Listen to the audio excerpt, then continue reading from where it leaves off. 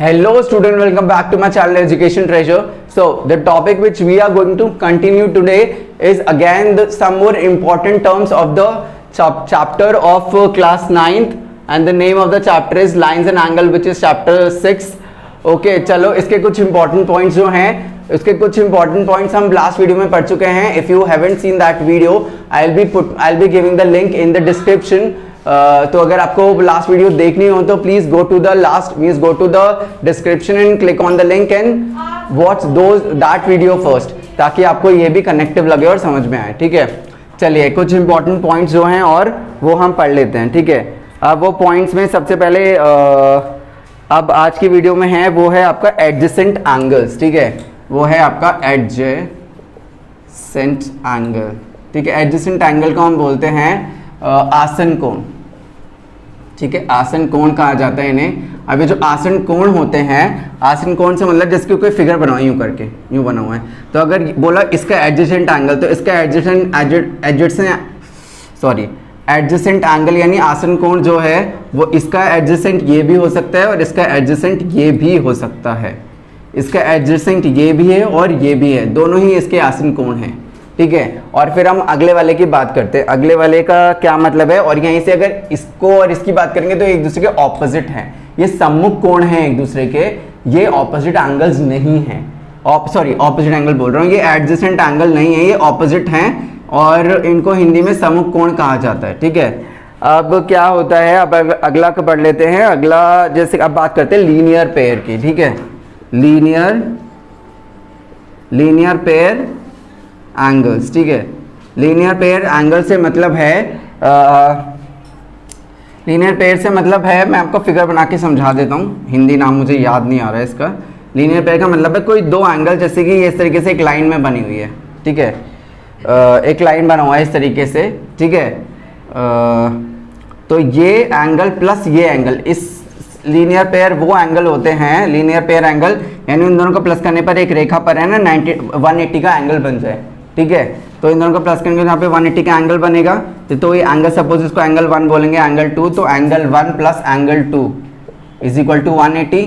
तो इसका मतलब क्या होगा, एंगल 1 और एंगल 2 क्या है, लीनियर पेयर हैं. क्या ये लीनियर पेयर.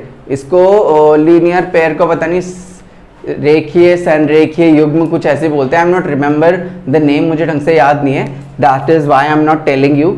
बस आपको इतना पता होना चाहिए, कुछ टर्म्स इंग्लिश में ही पढ़ लोगे तो कोई फर्क नहीं पड़ने वाला. ठीक है, कुछ अच्छे ही सीखोगे.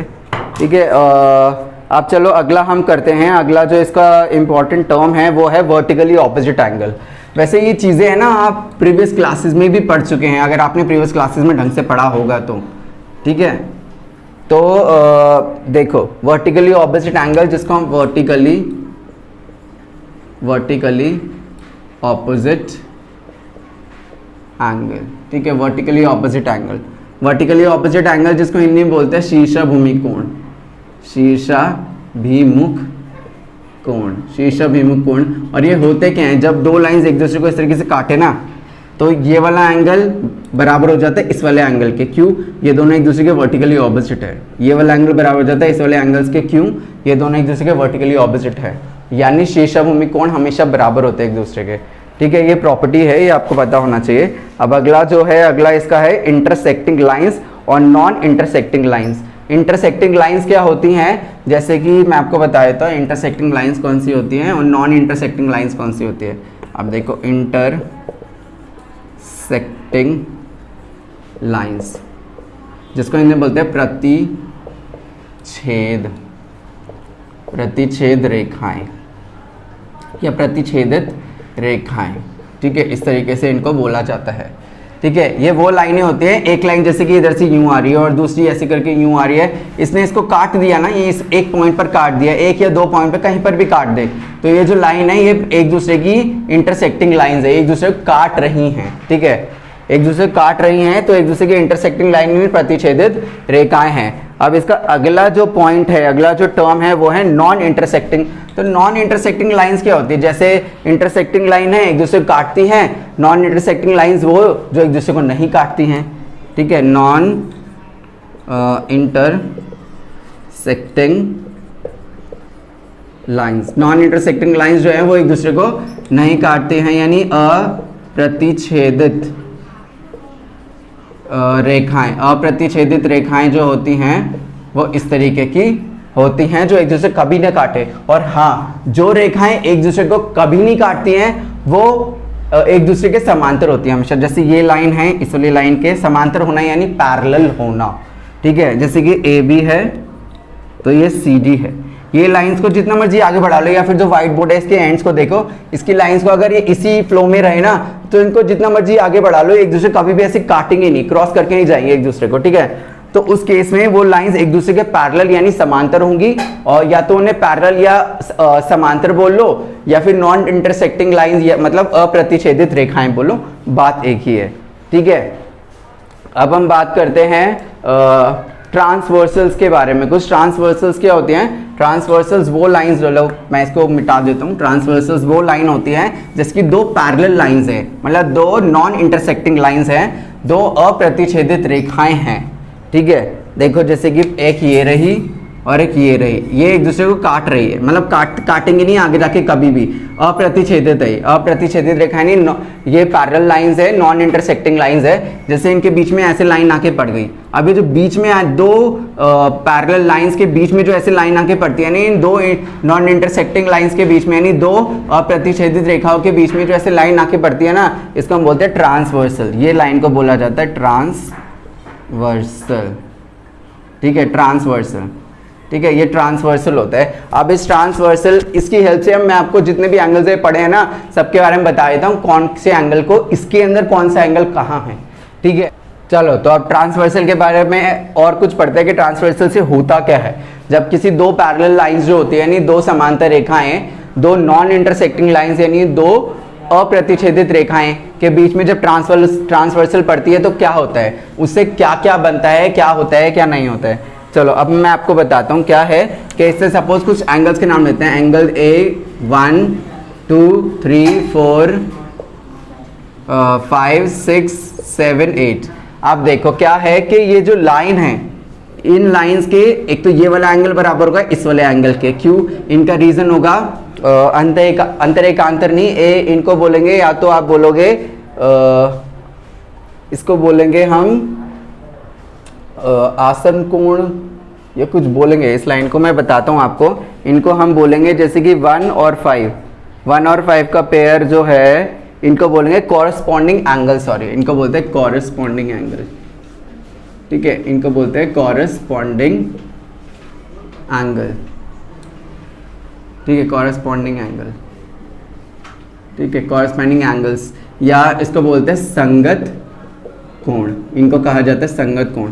ऐसे ये बराबर है इसके, संगत कोण एक दूसरे के बराबर होते हैं, ठीक है, और ये बराबर है इसके, ये बराबर है इसके, और ये बराबर है इसके, एक बाहर एक अंदर, ठीक है, ये होते हैं संगत कोण। अब हम बात करते हैं, देखो अब देखो जैसे कि मैंने आपको बताया था कि लीनियर पेयर का एग्जांपल ये है 3 और 4, इन दोनों को प्लस करके 180 आएगा। इधर देखो ये 3 और 4 भी 180 का, दोनों को प्लस करके 180 आएगा, ये भी लीनियर पेयर का एग्जांपल है।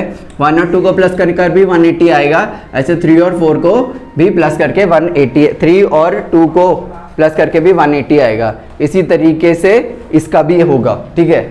और मैं आपको बताता हूँ, जैसे कि ये लाइन है तो इसका ये बराबर है इस वाली लाइन के, क्यों? ये है अंतः एकांतर कोण। ऐसे ही अंतः एकांतर कोण, ठीक है, अंतः एकांतर कोण से मतलब है ऑल्टरनेटिव इंटीरियर एंगल्स, ठीक है, ये बराबर है इसके, इसी तरीके से, ठीक है। और भी चीजें हैं, अब हम बात कर, और हाँ देखो जैसे कि मैं आपको इसके पहले मैंने आपको बताया था वर्टिकली ऑपोजिट एंगल के बारे में, तो ये दोनों रेखाएं हैं, तो ये वाला एंगल बराबर है इसके वर्टिकली ऑपोजिट, ये बराबर है इसके वर्टिकली ऑपोजिट यानी शीर्षाभूमि कोण। सो ये सारी चीजें आपने इसके अंदर पढ़ी कि एक ट्रांसवर्सल जब दो पैरेलल लाइंस के बीच में आती है तो किस तरीके से वो और भी एंगल्स को क्रिएट कर देती है। तो these were the some of properties of this chapter. चलो और भी कुछ बताता हूँ। ये तो कॉमन है कि ट्राइंगल्स के तीनों एंगल्स का सम 180 होता है। ट्राइंगल के जितने भी, एक त्रिभुज जो होता है, ठीक है, कोई भी त्रिभुज है इस तरीके से, चाहे वो ऐसे हो, ठीक है, ऐसे हो, कुछ भी हो, ठीक है, यूं हो, तो उसके तीनों एंगल्स का सम 180 होगा। ये एंगल प्लस ये एंगल, ये प्लस ये एंगल इज इक्वल टू 180 ही होता है, ठीक है। और इसी तरीके से अगर हम बात कर ले क्वाड्रिलेटरल की यानी चतुर्भुज की, तो चतुर्भुज का भी चतुर्भुज के भी 4 एंगल्स का जो सम होता है वो 360 होता है हमेशा, ठीक है। चतुर्भुज बहुत तरीके के होते हैं, कोई भी फिगर जिसकी 4 साइड्स और 4 एंगल है तो वो चतुर्भुज है। ऐसे कोई भी फिगर जिसकी 3 साइड्स और 3 एंगल्स है वो ट्राइंगल है, ठीक है। तो these were the some of properties of this chapter and अब हम नेक्स्ट वीडियो में इसके कुछ क्वेश्चन स्टार्ट करेंगे, ठीक है। If you have like this video so please do like, share and subscribe to my YouTube channel which is education treasure. Thank you for coming here and watching us. Bye bye.